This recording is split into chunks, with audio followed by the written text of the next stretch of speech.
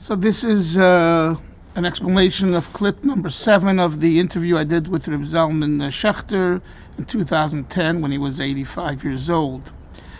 This might be the most interesting clip, at least for me it's very, very interesting, because of the story that he tells of Purim 1950. Zalman left to Falls River, Massachusetts, where he did work there with college kids and others. And he was in 770 for the Histalkus, as you heard in the last explanation, in the last clip as well. And the next time, based on what he says here, it seems like the next time he was back to 770 was Purim. So the Histalkus was, the Friedrich Rebbe's passing was in January, so this probably was in March. And the Rebbe notices that he's washing his hands, so he says to him, you were at the oil? He says, yeah.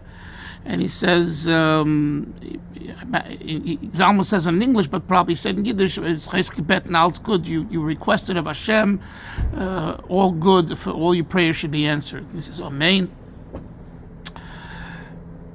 And then the Rebbe asks him, the Ramash asks him, so like, what did you ask for? This is what Zalman says. And he says, I asked for 3 things.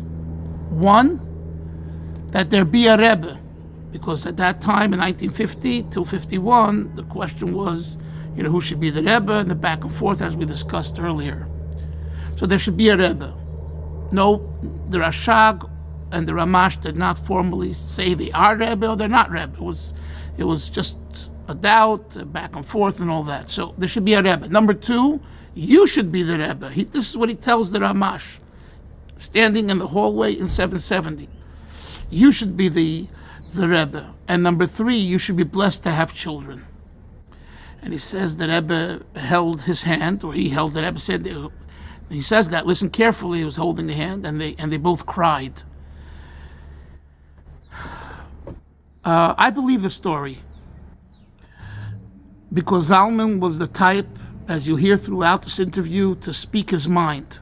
This wasn't someone that, minced words. This wasn't someone that was embarrassed and ashamed. How can a chassid speak this way? He was the outsider coming into Lubavitch, and as much as he gravitated to Lubavitch and Chassidus and Chassidim, he still was Zalman Schechter, the inquisitive one, the seeker, the opinionated one, etc. And the Rebbe was going through a very hard emotional time, as you can imagine, especially it was just 2 months, actually a month after Yud Shvat. So it was very, very emotional, as we see from the various letters and sichos of the time and even later. And for him to hold hands with Zalman and to cry together, this is fascinating. I didn't hear this from anyone else, about anyone else. And I don't know, one of my thoughts is that the Rebbe was holding his hands, not crying about himself, but crying about Zalman. I know this might sound very strange, but this is my gut feeling. He was holding his hand and saying, Zalman, Zalman, remember where you come from, 770, the Rabbeim, Chassidim, and stay with the program. So again, it's a commentary, it's an interpretation, but if you think about it, I think you'll see there's some merit to it.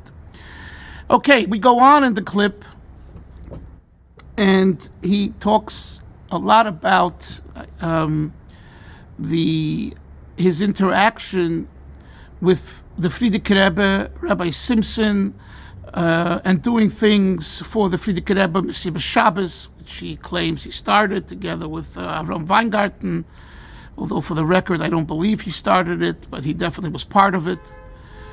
But anyway, another interesting story there is with his father. His father throws him out of the house because he was running around Borough Park with Weingarten and gathering children, bringing him to Rabbi Simpson's house and made a Mesiba Shabbos afternoon. This was considered outrageous in those days. But he was a good Lubavitcher Chassid, and he did what the Frierdiker Rebbe wanted. So his father says, out of here, because his father probably got complaints. So he packs up his few boxes of Sfarim. He goes on the IRT and the BMT, the trains, to Crown Heights from Borough Park. And he sees Rabbi Simpson. He says, I'd like to speak to the Rebbe. What should I do, Rabbi Simpson says, isn't your father a frum man? He says, yes. In other words, why should he throw you out for gathering Jewish children? Anyway, he says, you go back and ask forgiveness for having this chutzpah of, I guess, not listening to him. And then Zalman says to Rabbi Simpson, what should I do the following Shabbos? He says, you should do it again. And I thought that was so beautiful, so telling of the way Lubavitcher Chassid thinks, And if you knew Rabbi Simpson, he wasn't the kind to kind of speak that way. But when you asked him, he knew the score, Of course, the Rebbe wants us now to bring children to Mesiba Shabbos. So on one hand, you apologize to your father.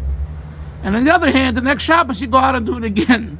And Kachava, that's the way it was. He goes back, comes in the middle of the night, 1, 2 in the morning, comes back to 7 to his father's home in Borough Park. His father comes down in his pajamas. He greets him, says, what are you doing here now? He says, I came to ask you for Mechila, please forgive me. He says, oh, who told you to do that? He says, the Rebbe told me to do that. He says, oh, that is a kluger mensch. He's very smart. He understands that you need to sleep in a bed tonight in your house, and the only way you'll get in here is if you apologize. So he does that. Anyway, the next Shabbos, Zalman does what the Rabbi Simpson and the Rebbe tell him to do, and he brings more children. His father finds out about him, and he looks at him and he says, Rebbe's a paskutzia litvak, which means, a disgusting besnaged, litvak. That's the way they spoke in those days. Today we're more PC, we're more politically correct, so we don't use such language.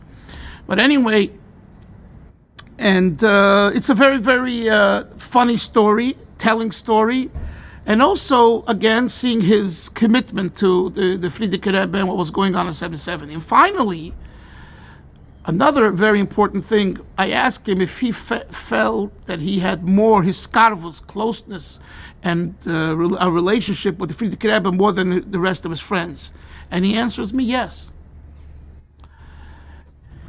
And you need to think about that. Reb Zalman was walking around feeling and thinking that he's in a way more special than his friends. And he's not, from the Gezer Lubavitch, from Lubavitch lineage. And he tells over how Rabbi Jacobson told him to go to ask the Frierdiker Rebbe for a tikkun, for a way of tshuva, because he's a chitzon, because he's so superficial. You heard that. And he went. So here he is being kind of chastised by his mashpia and by his friends, which we discussed in previous explanations of the clips. And it is he who either actually had more contact with the Frierdiker Rebbe than the rest of his friends. I mean, I would think that Reb Mendel Feldman was probably an exception because he was like a Ben Bias over there. But overall, besides maybe him, probably he had more conversations with the Frierdiker Rebbe, brief ones, but but that he says it, and the way he says it, I believe, adds to his idea that he begins the interview with the Ruach HaKodesh, which we discussed at the beginning. In other words, hey guys, I had many conversations with the Rebbe, and he says even on this clip, and I saw the way he answered, and the way the Ramash answered me, and I learned from them.